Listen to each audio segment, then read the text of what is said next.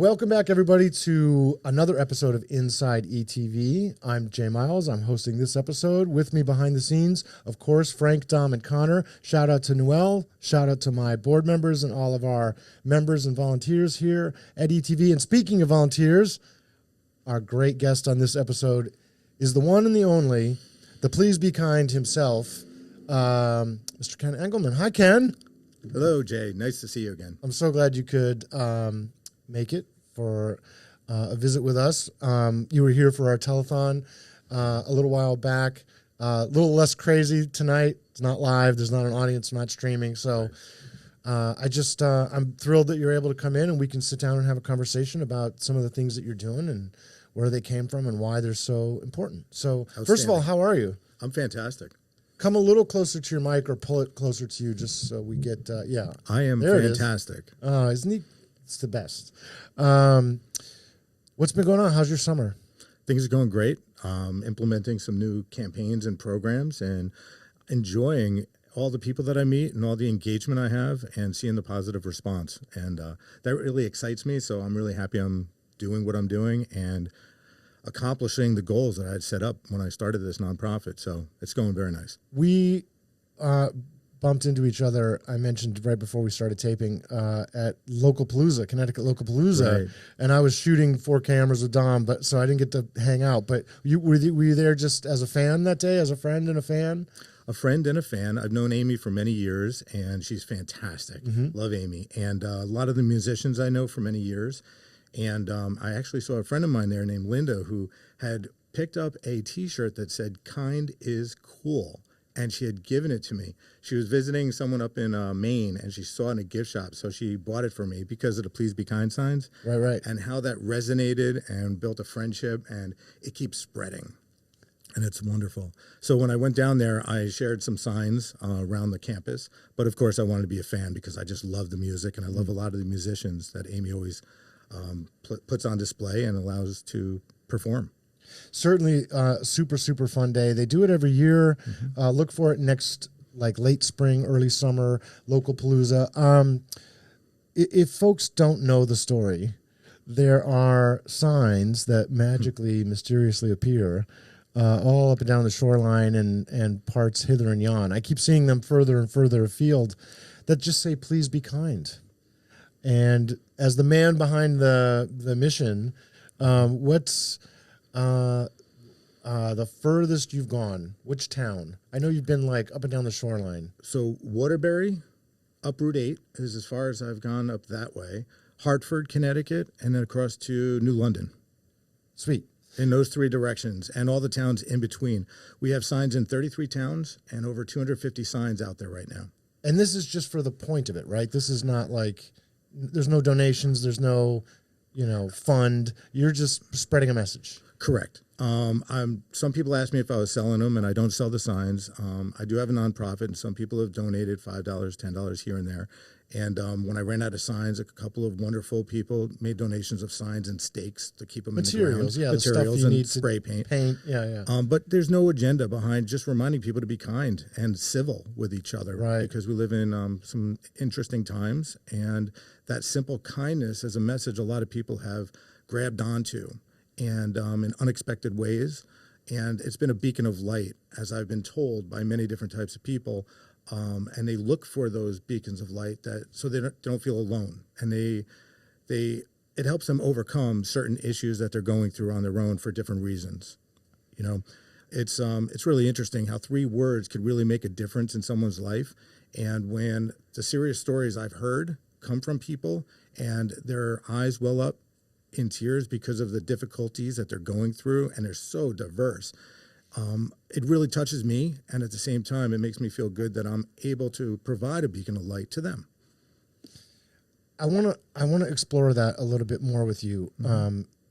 But I think it's important to make sure people understand too. The shirt you have, Community Volunteers United, right, is the nonprofit. Yes. Is a Facebook group. Yes.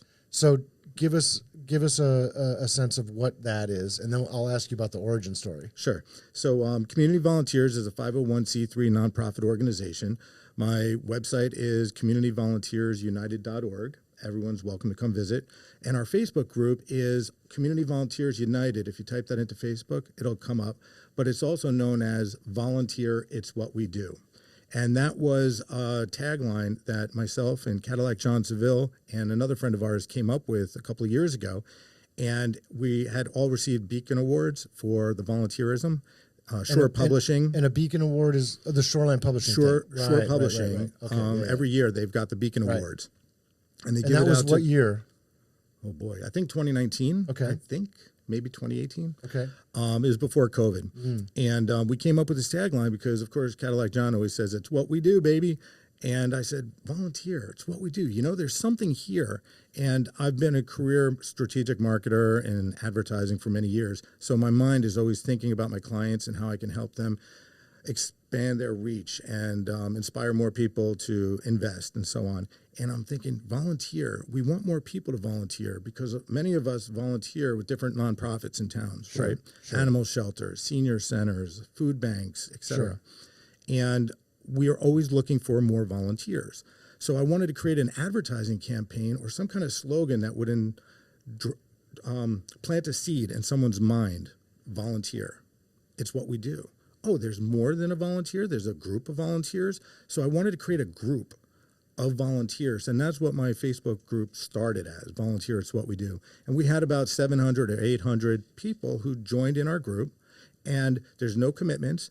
It's a free group. And a lot of nonprofits will place up requests and asks, and people simply respond if they can. And a lot of people do. And nonprofits need social media assistance, graphic design, fundraisers, promotions, board members, printing, all different management, business. There's so many different types cleanup, tickets, raffles. tickets, raffles, bands, music. So that group I organized the group so that people had a home base where they can offer their assistance to others. And then I introduced that group to different nonprofits and said, hey, if you have any needs, put it up on my group and we'll see if people respond. And a lot of people did. And so it took off from there. And the origin story, I hinted at it right before when we were catching up and getting ready for the episode. The origin story is Woofstock, kind of? So kind of, yes. Can you take us back? Sure. So back in 2012, I was bringing some dog food over to the Dan Cosgrove Animal Shelter in Brantford, and I met one of their commission members, Eunice LaSala, and she's wonderful. And she inspired me to utilize my skills and abilities that I've been given to my clients for many years to help the animal shelter with a fundraiser. So I said, why don't we have a music festival? And long story short, we developed Woofstock on the Brantford Green. And of course, it's a play on Woodstock, no question about that. Right. But with Woofstock, it really took off. It was a brandable name that a lot of people resonated with, and media, of course, picked up on it. And the first year we had, I think, 6 bands on the Brantford Green, and we had no vendors, we had no sponsors, and we raised a good amount of money. So the second year, I'm like, okay, let's have some sponsors, let's have some vendors, and it just snowballed. And then after the third year of running it, on the front page of the New Haven Register, it said, thousands flocked to Woofstock. And it was fantastic because we sold out the green. We had no more space for vendors. We had no more space for sponsors and the bands. And it really took off. But we also, we had so much fun creating this community engaging event. Sure. Really, that's what it was. Well, it comes down to the connections, right? Right. Whether it's something for a library, something for a shelter, a food bank, animal shelter, whatever the case may be, ETV, all these different kinds of organizations that you and I have woven our way throughout the years. That's the takeaway for me always is the personalities, the characters, the people, the connectivity, the connections, the feeling like you're a part of something. So, and that kind of birthed Community Volunteers United eventually? It did. With the success of Woofstock, and then we did Animal Carnival at the Pine Orchard Yacht Club, and then we did Barca Luau, which was a Hawaiian-themed luau at the Owanego Beach Club. I hadn't heard about that one before. Barca Luau? Barca Luau, a Hawaiian-themed luau at Owanego, and that was a very successful fundraiser. But a lot of this, it comes down to not just fundraisers, but community engaging events. And instead of just different nonprofits asking for donations, which of course is their lifeblood, I think about it in creating events that people will want to attend, want to be a part of. Sure. And once they receive what they want from this unique community engaging event, they're going to donate. They're going to want to support. Right. They're going to want to promote and engage. And with the success of Woodstock and Bark of Luau and Animal Carnival, I'm like, I'm onto something here. And I was having so much fun. And I enjoyed giving my skills and abilities away for free. I just enjoyed it. And it felt great to help others. And then other nonprofits started saying, wait a minute, what's going on over here? Ken, we need help. Can you help me over here? Can I help over here? Okay, I so see. I started to offer more and more while I was working in my career, and I was traveling extensively on airplanes and working in convention centers. And I had a lot of downtime that I could just use my creativity by helping out local nonprofits. So I just kept snowballing with these events.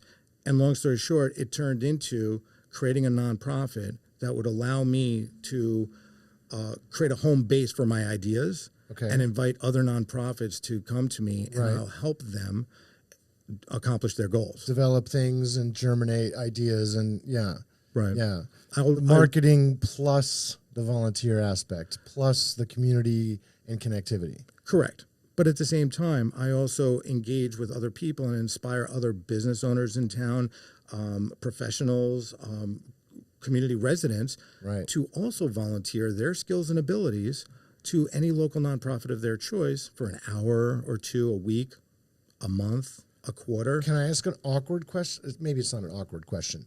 I know you're not that guy. I'm not going to upset you, I don't think. But just to get in my head the shape of it, do you have like a stable of nonprofits that you so somebody calls you up and they say, I saw the episode, I heard what you had to say, a light bulb went off, I want to go help so and so.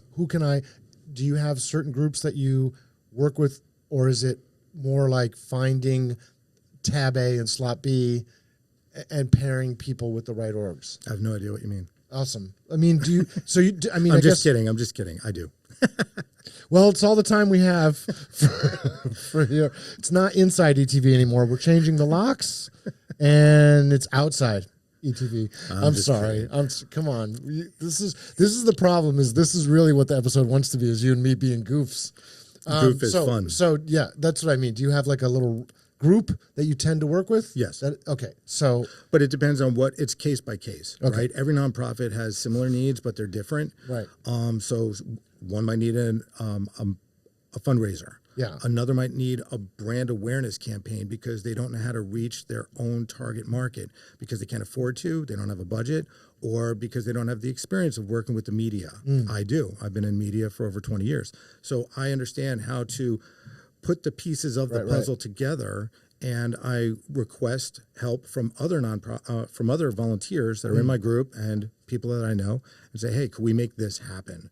So in a way, I'm a matchmaker by bringing people together for the best interest of mutual both parties, which is usually the community. And I will say, and I hope you'll indulge me for a second. I will say that in the short time that I've known Ken, which is only a couple of months, not only have we had him as a guest twice, but I've run into him at 3 other events, I think, plus just kind of around, and we message all the time. And it's kind of outrageous how many things he's already made me think about in terms of running ETV that I hadn't even considered. And we're kind of just getting started. So best way to reach you is the website or the Facebook group? Both ways. Okay. Community Volunteers United on .org? Yes. CommunityVolunteersUnited.org is the website. And then our Facebook group is Volunteer It's What We Do. Or if you type in Community Volunteers United into Facebook, it's going to come up also. And I'll take a second, last indulgence, to share our email address. It's info@easthaven.tv. If you want me to help you get connected to Ken, or if you want to find out more about what we're doing here or how you can do shows like this for yourself, if you were interested in learning more about our board of directors, all the things, just email us. We're nice about emailing back. There's no charge. So thanks for all that. I want to peel the onion back a little bit now, because I think it's important more than at any other point that I can certainly remember to talk about a little bit of the mentality and the reasoning and the thinking behind this campaign of signs. And I know it. I think it comes from a really genuine place in your heart and in your life. But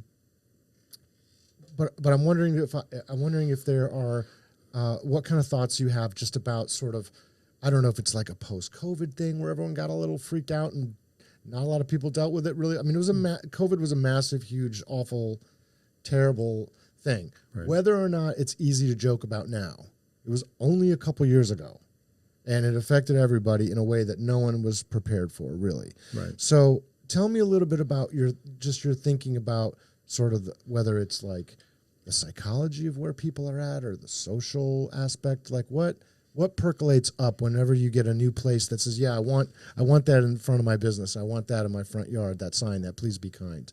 Tell me a little bit about how you feel about all that. It seems like the commonality between everyone I speak with, they agree on the same topic. And that topic is everything is different. And people are angry and people are divisive. Different meaning since the pandemic or different? Since the pandemic. Is that the demarcation? For most conversations I have, yes. But I don't ask questions to take it further. I just take it at face value in discussion.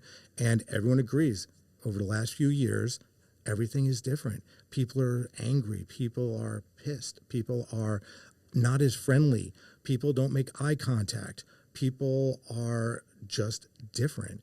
And a lot of it has to do with COVID, of course, but a lot of it has to do with technology. And there's a lot of people that have their eyes always on their devices and digital. And media, obviously, is a big part of that. And when the media has advertisers sending messages from your phones to your laptops to your all different devices, it's constant communication. And the human-to-human communication seems to be lacking. It was an observation that I was picking up on. And that's where the Please Be Kind really came from, because so many people are going through so many different things, personally, professionally, and times are different. So this kindness is something I believe everyone has within them. You know, you're brought up as a child. I was brought up by my parents who were telling me, you know, kindness matters and be kind to others, treat others how you want to be treated, you know, the common sense things. But a lot of people say common sense is out the door. And so when it comes back to the kindness campaign, people are saying, you know, we need more kindness and we need more civility. So if people don't agree on something, fine. But it doesn't mean the other side is evil or completely wrong or so on. You or guilty of X, Y, or Z, or they're secretly doing this. You don't have to take a crowbar to people in the knees just because your opinion on topic A, B, or C is different. Right. It crosses all of the different communication platforms and topics, right? So people need to be reminded to be kind to each other, respectful of each other, civil with each other, and it's okay to disagree. It's not the end of the world. And, you know, communication and conversation teaches people. In the end, friends take care of friends.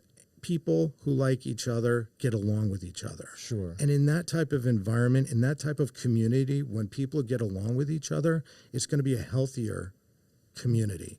It's going to be a stronger community based upon that commonality, which is kindness, civility, patience, and community. Patience. There's many words we could throw into this. But it comes down to what I feel is basic common sense and decency. I also find myself certainly at different times. You catch a news item, or there's this happens, that happens, the other. Whether it doesn't matter if it's here or in Timbuktu or Beijing, or Central America. Doesn't matter. And you just go, wow, because we're capable of extraordinary cruelties. But the thing that always comes back to me, and I'm not trying to preach, I'm not trying to push any agenda, is like look at how the state of the planet is. P.S. The news flash to me is like, you can deny climate change all you want, it's coming, it's here, it's affecting look at the kind of storms we have, the kind of wind, the kind of heat, so to rope it back to what you're saying, if we're not being decent to each other, it will not matter what your opinion is about issue 1, 2, 3, 4, 17, 75, 107. If the whole planet becomes unlivable, right, none of the rest of them matter. And we're not going to get to a point where we can make it sustainable and livable without kindness. We have to get along. Getting along. Right? Kindness, civility, community, getting along. That's just another part of this campaign, that we're in this together. Right. And most people that see the signs and they tell me the kindness connects people. So can I ask you, can I jump into that part of this whole thing about some of the responses? I think you've told me maybe in our last sit down during the telethon, but certainly when you and I have just been in a room about some of the responses and do you have a favorite of somebody who said, yeah, I put it in the, in the lawn out front, and then you wouldn't believe what happened? I have more response from when I'm putting the signs out than after I put the signs out with people. Okay. All right. Most of them has to do with people seeing me put out the signs, or friends of mine who put out the signs. Who's that guy in my yard? Or why is he at the CVS putting a sign? Yeah, right. But I usually ask permission, right? If there's somebody I can find or a door I can knock on, it's the kind thing to do, right? So, of course, I ask for permission. Sure. I'm not just going to put things places. Can you imagine? Some people have assumed that I have. You were just going around sticking because that's what you drive by the next day when one pops up. Right. Before I'd met you, I was like, another one? And it's kind of, it's fun, but I see what you mean. Yeah, you want to, so anyway, so it's in that moment, the installation moment. In that moment, people have given me thumbs up, of course. They've reached out, they've screamed out their windows, great job, that's awesome. Beeping the horn. But I've had people stop their vehicles, get out and talk to me one-on-one, as if like a doctor that they need to talk to, like a therapist they need to talk to. And of course I'm not, but they talk to me and they open up to me in ways that I never expected. And I'm proud of the fact that I happen to be part of something that's helping them. Yeah. And I've heard about divorces. I've heard about loved ones passing away. I've heard about cancer diagnosis. I've heard about losing jobs. I've heard about so many different difficult human experiences. And people feeling alone. And of course, loneliness is a big epidemic right now. Huge, big problem. That this has given them a beacon of light. And so it motivates me. Not just once, repeatedly, you've heard the same kind of. So many times that it was just unexpected. But so it gives me more inspiration and motivation to continue this campaign. And right now I'm talking with Hartford and some officials up there to see if we can turn this into a statewide public service announcement campaign. Oh, wow. Sort of like Don't Drink and Drive. Right. Other, popular wear your PSAs, seatbelt. wear your seatbelt. Don't start forest fires. Correct. Please be kind. Correct. Please be kind. And having it on all the different billboards, digital billboards, buses, taxis, and airports makes a difference because it resets a way of thinking. And it's easy to get angry. It's easy to get flipped off by somebody when you're driving on the road, get cut off or it's happened to all whatever. Of course. Somebody flicks a cigarette out of their window of their car and it comes back. Are you talking about, wait a minute, are you talking about when you've been putting signs out? No. Oh. But if that was to happen. Sorry, I just want to be clear. People are throwing, rotten fruit at you. That has not happened yet. Good. And nobody's. Listen, folks, you don't have to agree, but don't throw things at Ken out of your car. Okay, sorry. And please don't hurt Don't throw things at anybody out of your car. Right. Don't vandalize the signs. Yeah. But it turns out that I was on another radio show and a caller called in and said someone flicked a cigarette out of their car and they're on a highway. They're on 95 and it came in the back window of their car and started a fire in the back of their car. But it's so easy to. Not purposefully. Flicking out, apparently that was purposefully. Oh, it was to go into the back window of the car behind them. I see. They were just like, oh, you're being a jerk. I'm going to throw a butt at No, they your were just driving along and it happened to. It happened to come in the back window of the car behind them. But we're totally getting off track. But Great. the point, I knew we would. But the point is, it's easy to get angry. It's easy to get ticked off. Sure. My signs, I've been told by more than enough people that I know for a fact that it resets their thinking. and it puts them on a different course. Wow. Instead of anger, Yeah. it could just help them take a deep breath, Yeah. reset themselves. Right. And that is a positive. And that's the purpose of my campaigns, to inspire positive response. And it'll improve the health and well-being of our community. So my Community Volunteers United is I consider it an octopus. And my Please Be Kind campaign is just one tentacle of many. I have other campaigns that I've been rolling out, and another campaign I'm rolling out right now. I had a pilot program a few months ago in Brantford High School, and we introduced students who need community service hours to graduate with all the local nonprofits in Brantford and matched them together by asking the students, what are your interests? Yeah. Right? So you have a student who's into music and into performing. They may not know that there's a program called music therapy for seniors or at the senior center. Right. Well, if they knew about that, they, of course, would probably want to spend their community service hours doing something they enjoy. Yeah. And, of course... Or that has meaning for them. Or has meaning for them. Relates to their interest, yeah. Instead of just doing anything to get the signature to graduate. The box for a couple hours a week, yeah. And there's so many valuable benefits to that. And the teachers understand it, the parents understand it, and of course the students understand it. But also it engages with the nonprofits, because many nonprofits in our town, 501c3 nonprofits, they have a problem with aging out volunteers. Of course. And who's engaging with the younger demographic? And that's what this other tentacle is, matching the students' interests with the nonprofits in town, because most students don't even know of the different nonprofits in town, because a lot of nonprofits can't afford to advertise. They don't have the budget. So I'm bringing them together back to the matchmaker through my nonprofit, and it improves the health and well-being of the community. And am I remembering correctly that you're looking to hopscotch that now over to other school districts? Yes. With the success of the pilot program in Brantford, East Haven invited me in to do it in fall, in October, and Guilford High School did also. So now I want to take this to all 169 towns around Connecticut and implement this program. It's only 4 hours on a Friday morning. I think it's outstanding. I'm wondering, like, one, if you sleep, and two, what your coffee budget is.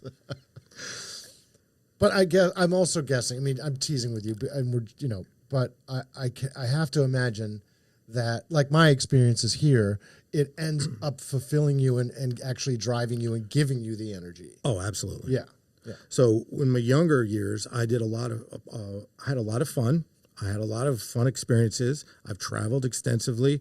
I spent a lot of time wasting time in my past. But as my career took off and as my volunteer life took off, I started to feel a bigger purpose, a deeper purpose, and it became more fun than just goofing off.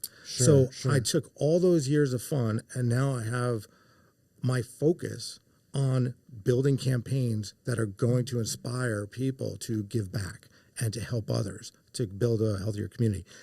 I'm a run-on sentence, I understand that, but at the same time, the passion I have and the success from the campaigns that I've been building and implementing are proving to be successful, and that keeps driving me to do more, develop more, and keep pushing forward. Hopefully, I can inspire others to do the same as well. Folks, if you haven't found a little spark in that, do yourself a favor. Go outside, look at the fireflies, look at the moon, look at the sunset. Watch the episode 3 or 4 more times, and then please get in touch with Ken. I can't stress enough how lovely it's been to have you here as a continuation of the interactions that I've been lucky enough to have had with you on a personal level, on a professional level. It's been a delight. I know I have a ton to learn still from you. For folks who are out there who are interested, just really quickly again, communityvolunteersunited.org, also the Facebook group, info@easthaven.tv. Here's my last question.